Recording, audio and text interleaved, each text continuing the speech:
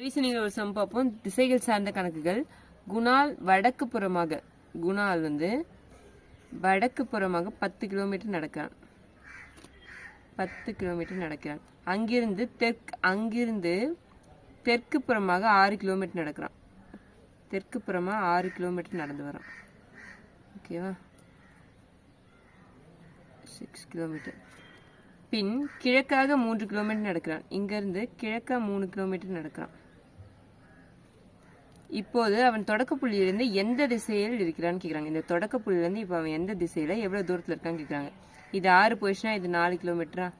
அப்போ Pythagoras தேரப்படி x² கர்ணத்தின் வர்க்கமானது மற்ற இரு பக்கங்களின் வர்க்கங்களின் கூடுதலுக்கு சமம்னு வருமா?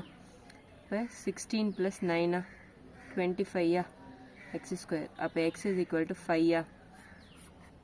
இது எந்த திசையில் இருக்கான்? இது என்ன திசை? வடகிழக்கா? ஸோ வடகிழக்கில் 5 கிலோமீட்டர் தரும். Option D.